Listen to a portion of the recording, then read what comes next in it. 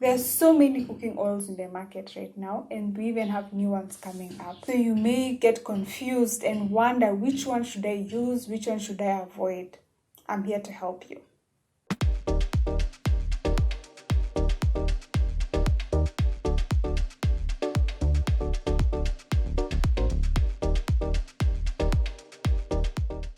So I will be taking a few common cooking oils and fats through the test to determine if they pass the test or not. So the tests I'm going to take them through are based on the factors that I mentioned in my previous video where I talked about factors to consider when choosing cooking oil. If I mention the oil you're using in this video, great. If I don't, you can still use the same model to test out the oils that you're using to determine if you want to continue using them or not.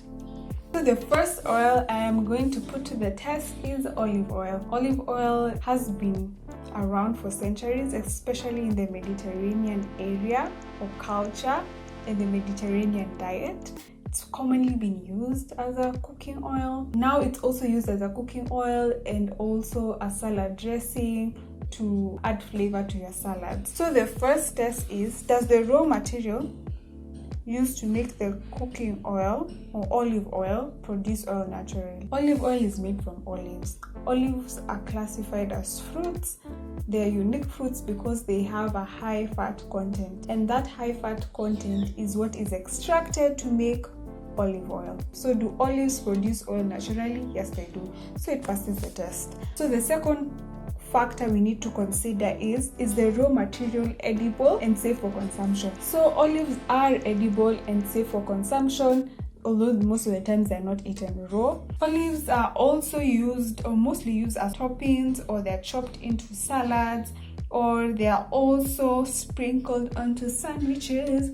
Whichever way you want to eat your olives, they have a variety of ways you can easily include them into your meals. So the third factor that we need to consider is the process taken to produce olive oil. Now in this case, the process taken to produce olive oil is pretty simple and straightforward. It does not have a lot going on. You can easily make olive oil at home, and for a long time before we had large machineries and factories in place, people were making olive oil at home. So the process includes, the olives are harvested, then they are washed to remove dirt and soil.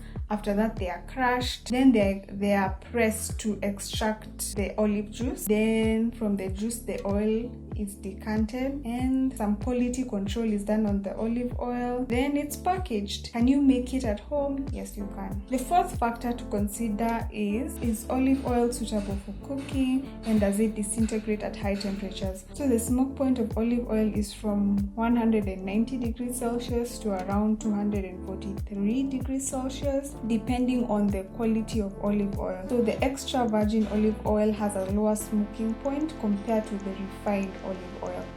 So it is usually best to use olive oil for low to medium heat cooking, and especially for the extra virgin oil, it is preferred that you use it for your salads. But if you want to cook with extra virgin olive oil, ensure that you're using it for low to medium heat cooking. Generally olive oil for low to medium heat cooking. So the next oil I'm gonna review is coconut oil. So the first factor to consider is, does the raw material used to make coconut oil produce oil naturally? So coconut oil is made from coconut. Coconut is also a fruit. It's a unique fruit like olive, meaning or because it has a high fat content.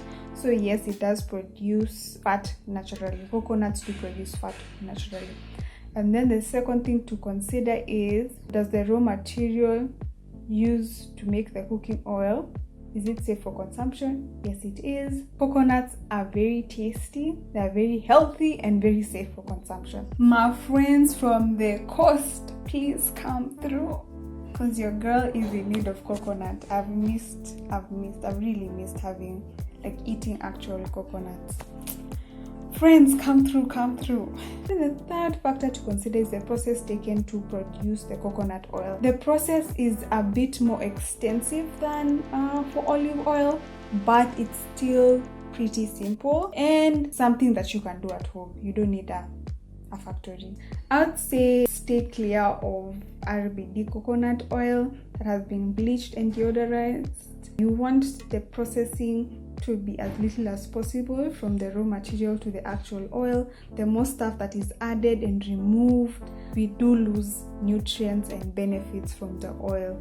The fourth consideration, does it disintegrate at high temperatures? The smoke point of unrefined coconut oil, the one that is not now deodorized, bleached and all, is around 350 degrees Fahrenheit.